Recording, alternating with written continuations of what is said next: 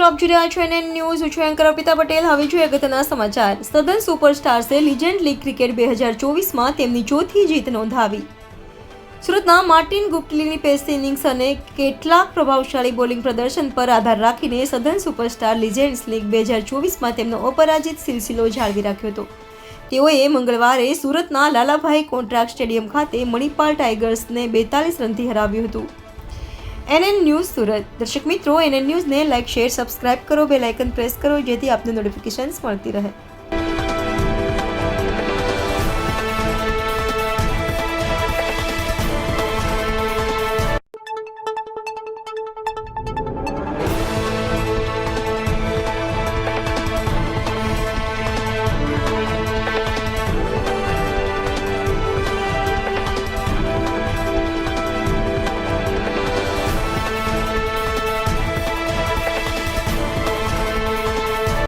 કે જ્યાં સુધી ચિરાગ ગાંધી સુરતમાં રમશે ત્યાં સુધી સુરતમાં દરેક મેચ અમારી ટીમ જ જીતશે અને મારી ટીમને જીતાડવામાં મારું શ્રેષ્ઠ યોગદાન હું આપીશ. અને થેન્ક યુ સુરત. મારી સુરતમાં પહેલી મેચ છે અને થેન્ક યુ સુરત.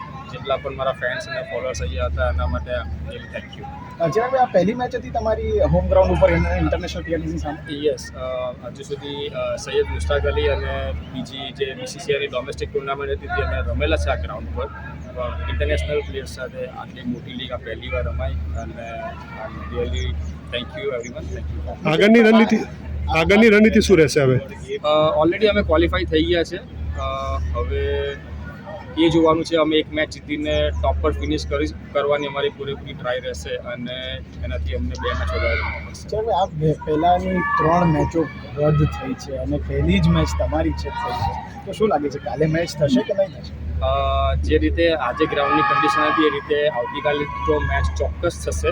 બસ ખાલી ઉપરવાળાને એટલી જ પ્રાર્થના કે વરસાદ નહીં પડવો જોઈએ.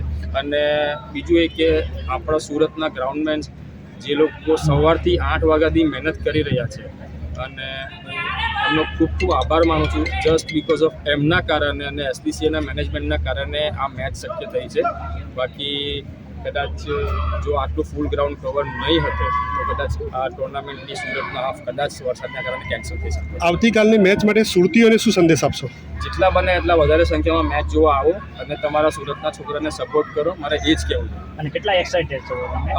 સુરતમાં રમવાનું હંમેશા એક્સાઇટેડ હોય અને પોતાના હોમ ગ્રાઉન્ડ સામે રમવું that is very very good. Yes, thank you.